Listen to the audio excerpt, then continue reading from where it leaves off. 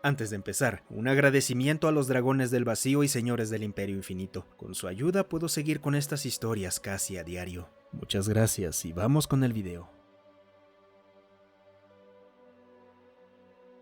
Cuidado con las fuerzas terrestres.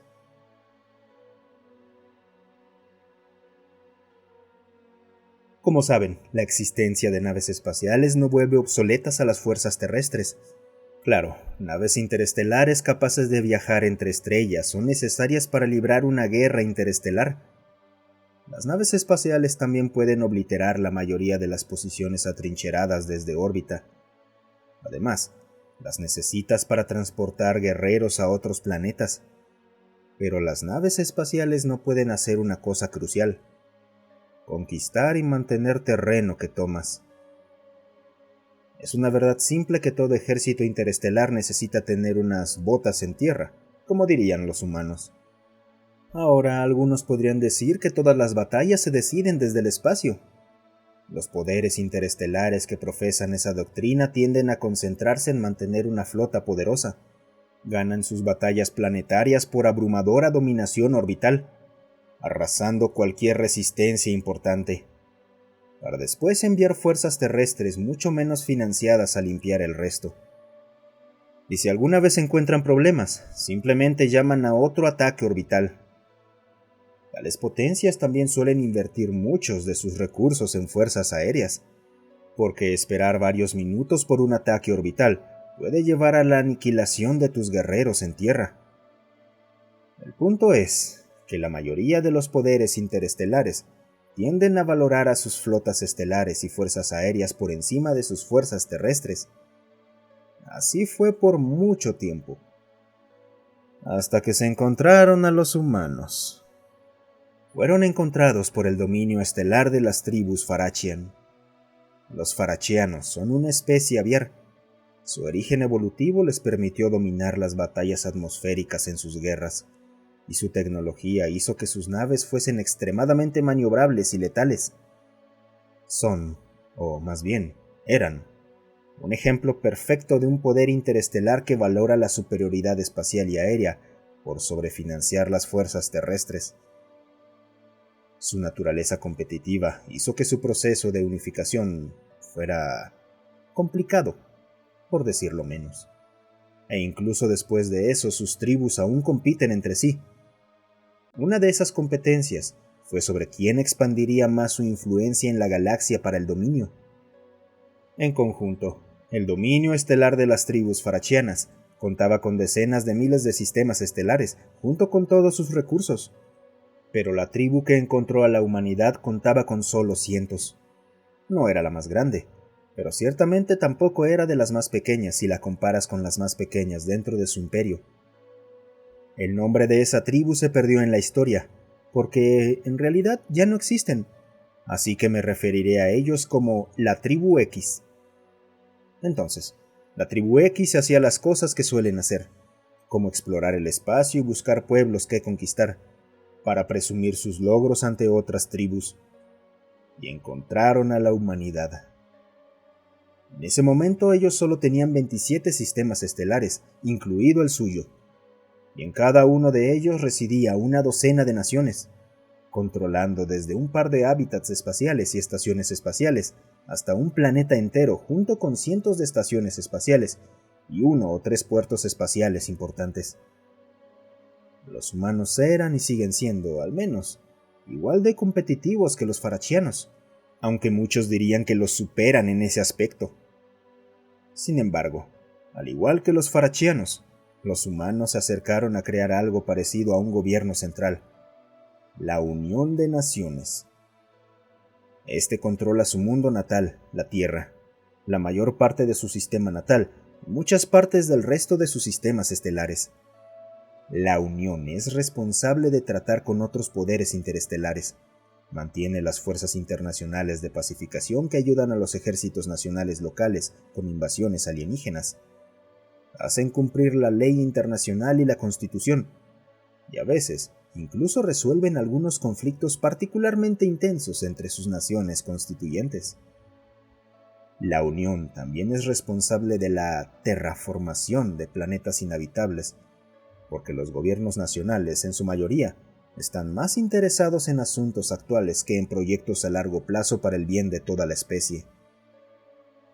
A causa de la terraformación mencionada, el espacio controlado por humanos pasó de ser un lugar con un número muy limitado de planetas con condiciones decentes, a tener 19 planetas habitables y solo 27 sistemas estelares. ¿Tengo que decirles cuánto es eso en una porción tan pequeña del espacio? No lo tengo que decir, no lo haré. Pero, ¿qué tiene que ver todo esto con el conflicto entre la Unión y la Tribu X? Mucho, porque ¿qué sería una historia sin su contexto central? Así que, un grupo de naves de exploración de la Tribu X encontró uno de los sistemas exteriores humanos. Tenía un planeta con gravedad decente y la roca proveía protección contra la radiación de la enana roja para las ciudades subterráneas. La superficie era inhabitable, así que las únicas estructuras visibles allí eran un puñado de puertos superficie-órbita. Era una colonia en desarrollo, con el proceso de terraformación en marcha. Pero por supuesto, los farachianos tuvieron que conquistar, así que lo intentaron. La Tribu X envió flotas de sus poderosas y móviles naves estelares, armadas con letales láseres. Las fuerzas humanas en el sistema fueron rápidamente aniquiladas. Luego vino la invasión planetaria. Los farachianos pensaron que los mencionados puertos superficie-órbita eran sus asentamientos, solo para descubrir que el 99% de los 107 millones de habitantes vivían bajo tierra. Los farachianos intentaron conquistar las ciudades, pero un par de cosas se hicieron muy claras muy rápido. El primero, bombardeo orbital a una ciudad a kilómetros bajo la Tierra es absolutamente no viable. Segundo, no puedes volar tus naves atmosféricas dentro de la roca. Y tercero, sin superioridad orbital y aérea, toda la doctrina de guerra farachiana se desmorona. La Tribu X no pudo conquistar el planeta, pero sí encontró la ubicación de múltiples sistemas estelares controlados por humanos en las cercanías. Los farachianos se alegraron al ver que los siguientes 3 planetas que encontraron no eran laberintos a kilómetros bajo la superficie, pero sí que encontraron una resistencia militar más pesada. La Tribu X descubrió que los humanos no eran tecnológicamente inferiores a ellos. Más bien lo contrario, estaban ligeramente por encima.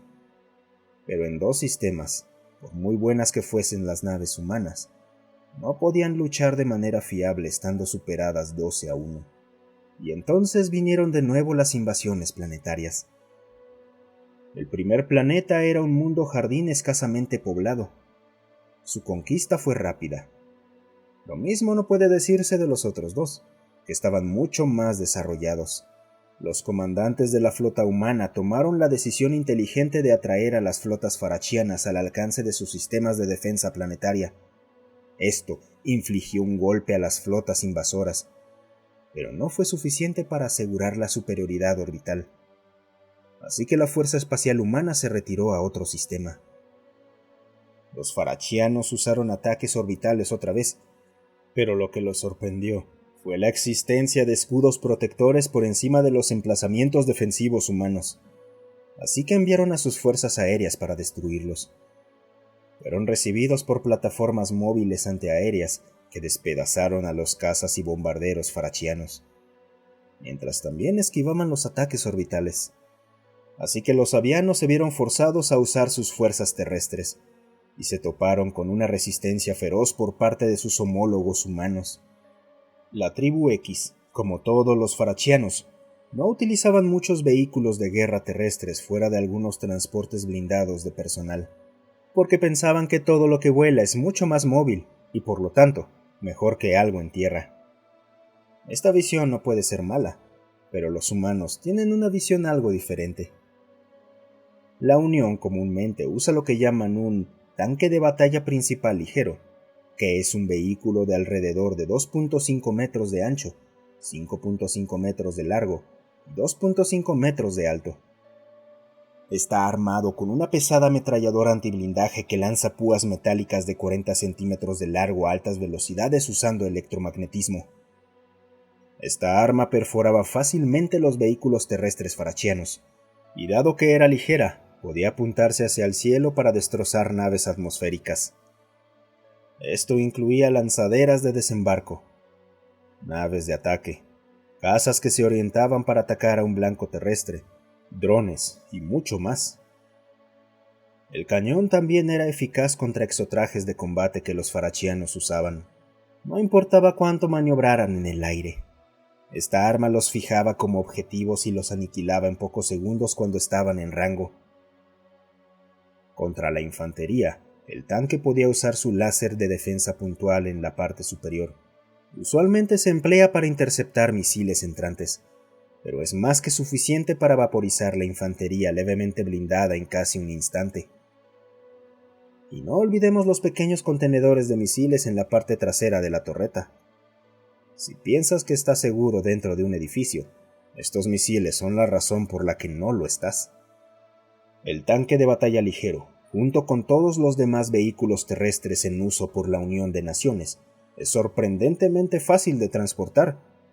Pueden cruzar ríos, no necesitan vías férreas. Además, pueden ser lanzados en paracaídas desde el aire. Y lo más importante, son relativamente baratos y fáciles de producir en masa y reparar en el campo. Pero basta de hablar del carro de la muerte, como suelen llamarlo los militares humanos. Echémosle un vistazo al soldado promedio de un ejército nacional. Primero, el entrenamiento. Todo soldado de un ejército nacional está entrenado para pelear en los entornos que su nación controla, lo que siempre incluye combatir en naves y estaciones espaciales y en los lugares más comunes donde podrían encontrarse.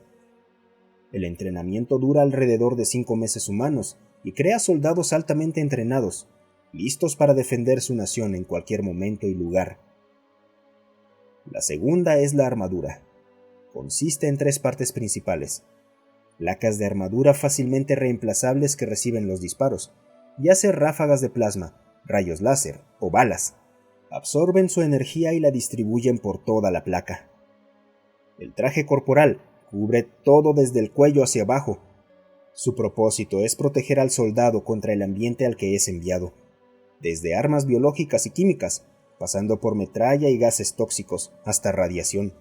También transporta la energía atacante desde la placa de armadura afectada y la distribuye a las otras, para disminuir aún más la energía que las placas deben soportar. Y un casco completamente cerrado. Contiene todo el equipo de comunicaciones y te permite ver más fácilmente a través del humo, la niebla y otras obstrucciones visuales aéreas, además de un filtro de aire que puede cerrarse y conectarse a una botella de oxígeno para ambientes sin atmósfera. Y la tercera, armas. Los humanos utilizan una gran variedad de armas ligeras, que van desde cinéticas hasta armas de energía dirigidas. Pero lo más común entre los ejércitos nacionales son los descendientes de las armas de fuego humanas. Ahora, antes de que empiecen a reírse de lo absurdo de usar armas tan primitivas en una guerra interestelar moderna, permítanme explicarles por qué los humanos las usan. Verán, las armas de fuego son completamente inmunes a los pulsos electromagnéticos, así que no puedes simplemente destruir todo el arsenal de una fuerza de defensa planetaria con uno de estos. La munición de armas de fuego tampoco genera firmas de energía eléctricas, por lo que a los humanos les resulta más fácil ocultar sus depósitos de suministros bélicos. Los ejércitos nacionales también pueden usar varios dispositivos de pulso electromagnético, ya que sus enemigos normalmente no pueden hacerlo, porque eso alteraría sus propias armas. Aunque no lo parezca por lo que ya dije, los ejércitos nacionales sí usan armas de energía. Las armas de fuego son solo la base de su arsenal de armas ligeras. Hablando de armas de energía, los humanos también les gusta usar lo que llaman armadura potenciada. Si crees que eso suena mucho como a un exotraje, tienes razón. Pero hay una gran diferencia entre ambos, y creo que será mejor si uso la descripción de la Unión. Si la usas, es una armadura potenciada, Si la piloteas, entonces es un exotraje. Dicho eso, si una armadura potenciada se queda sin energía o falla por algún motivo, quien la lleva aún puede caminar y moverse, algo que con un exotraje simplemente no es posible. Dichos trajes de combate se usan para portar armas que normalmente requerirían una tripulación entera para moverlas y operarlas. Las dos más comunes son el T-96 Colburn, diseñado para enfrentarse a exotrajes y otros tipos de infantería fuertemente blindada, además de vehículos ligeramente blindados, y el MA-87 Magnetic Express, hecho para arrasar infantería con blindaje ligero.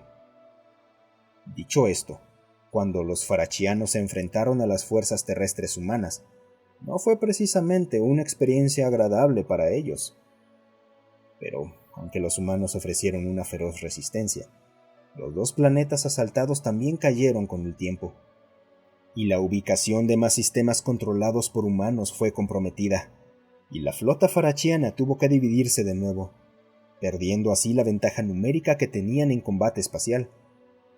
Los ejércitos humanos se hicieron cada vez más eficaces defendiendo su terreno, a medida que los farachianos se dividían más y más, y cuando las fuerzas de la Tribu X se extendieron demasiado, la Unión lanzó su contraofensiva. El primer mundo en ser recuperado fue Eslavia. Fue ahí donde golpeó la Fuerza Internacional de Pacificación de la Unión.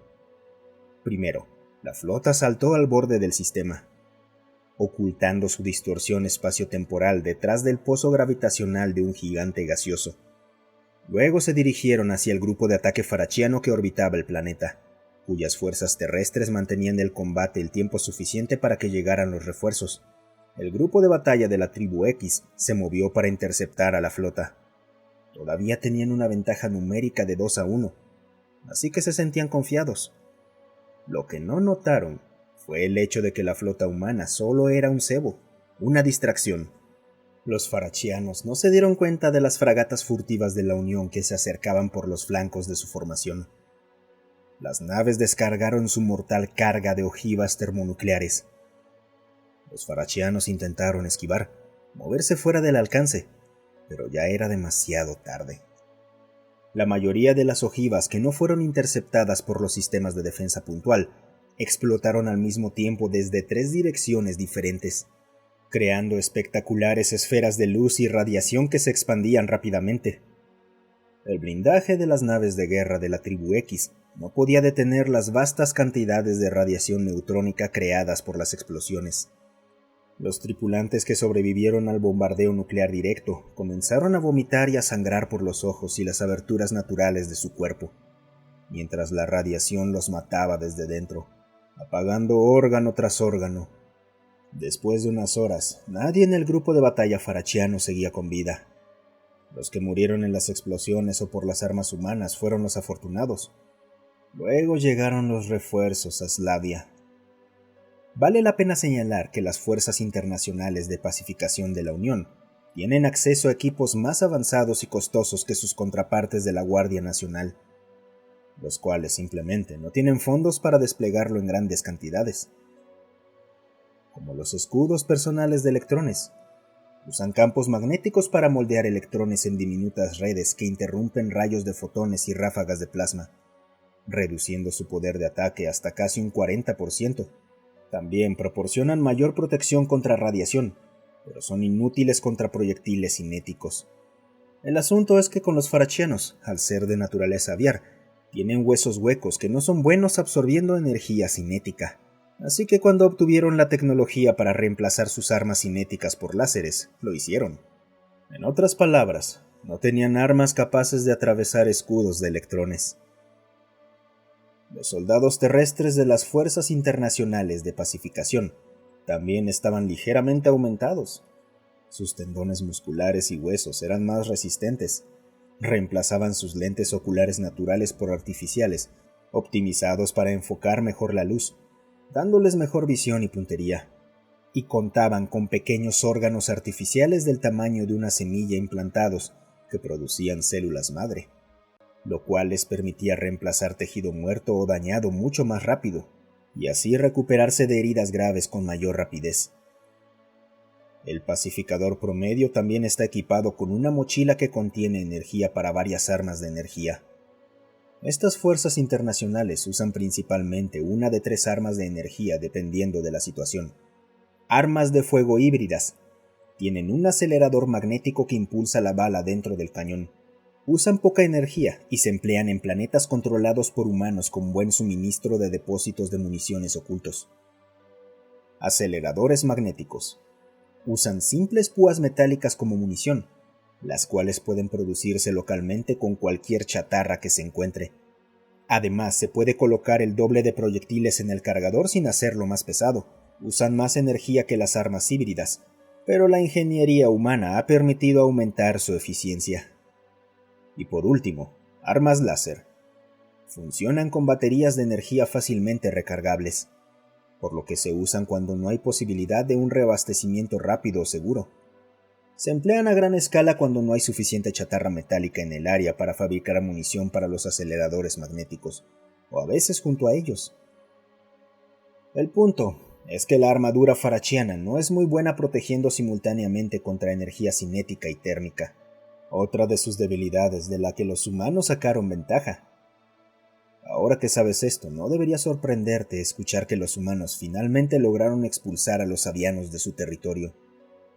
Recuperaron Slavia, luego Avalon, después Samérica y Namérica, y luego Nueva India y Nueva Asia, mundo tras mundo, sistema estelar tras sistema estelar. Y entonces, en el sistema donde todo comenzó, cuando la flota de la tribu X estaba a punto de ser finalmente destruida, ya solo con alrededor del 14% de su fuerza original, se sorprendieron al ver que los humanos les permitieron retirarse. Así que se marcharon en dirección a los territorios centrales de la tribu X, esparciendo la noticia de su derrota a manos de los humanos. Eventualmente, esto se difundió y llegó a los territorios de las otras tribus, lo que rompió el mito de la superioridad farachiana que cada tribu siempre proclamaba ante las especies que conquistaban. La mismísima reina estelar de las tribus farachianas decidió que era necesaria otra invasión del espacio humano para detener este rumor perjudicial, uno que podría motivar a las razas conquistadas a albergar esperanzas y rebelarse. Pero el dominio estelar de las tribus no fue el primero en atacar. Durante todo ese tiempo, los humanos estuvieron planeando durante años, mientras la información sobre su victoria se extendía, y crearon un plan para sacudir la estabilidad de los farachianos. Aparentemente, en una de las naves de la tribu X que había escapado, había algún tipo de transpondedor superlumínico adherido, lo que permitió a la Unión descubrir la ubicación exacta del mundo capital de los farachianos, y ejecutaron su plan. De alguna manera lograron crear un agujero de gusano a través del cual enviaron la mitad de su flota, que ya contaba con miles de naves de varios tamaños. Rápidamente aislaron todo el sistema, y luego enviaron sus fuerzas especiales de élite para eliminar silenciosamente a la reina estelar, junto con toda su línea de sangre, y luego dejaron un mensaje escrito con la sangre real. Nosotros, la tribu X, tomaremos nuestro lugar legítimo como líderes del dominio estelar de las tribus farachianos. Acepten nuestra autoridad o enfrenten nuestro poder. Y luego se marcharon tras una falsa invasión del planeta. La tribu X fue la primera en reaccionar, pero cuando las otras tribus tuvieron la oportunidad de investigar, bueno, digamos que no quedaron satisfechas. Todo parecía como si la tribu X hubiera intentado usar el evento catastrófico como una invasión al planeta capital del dominio para matar a la reina estelar y tomar el control. La última vez que eso pasó, las demás tribus definitivamente no fueron tratadas como iguales a los ciudadanos de la tribu dominante. Así que la tribu X fue rápidamente dividida y su gente asimilada por otras tribus, eliminada o forzada a huir. Más tarde, las especies conquistadas por los farachianos comenzaron a resistirse a sus ocupantes, y los humanos los apoyaron en silencio. Con el paso del tiempo, el resto de las tribus farachianas se vieron forzadas a abandonar su camino expansionista, o simplemente colapsaron bajo la presión. El hecho de que tras la muerte de la reina estelar, los farachianos discutieran entre ellos sobre quién debía reemplazarla tampoco ayudó. Y mientras las tribus perdían influencia y nuevos poderes emergían, los humanos se expandieron, formaron alianzas, acuerdos comerciales y ayudaron a otros a su manera. Y aquí estamos ahora. Es casi increíble pensar que todo esto comenzó porque los humanos prestaron más atención a sus fuerzas terrestres. Si no fuera por ellos, probablemente aún seríamos solo otra raza conquistada por los farachianos. Ahora que conoces su historia, estás listo para tu reunión con el embajador humano. ¡Buena suerte con la reunión diplomática! Muchas gracias por quedarte hasta el final. Si te ha gustado el video, considera darle me gusta, suscribirte y comentar. Eso ayuda a que estas historias lleguen a más gente. Además, si tienes alguna historia propia o que quieras sugerir, considera unirte a nuestro Discord. Estoy ahí casi todos los días. El link para unirse está en la descripción.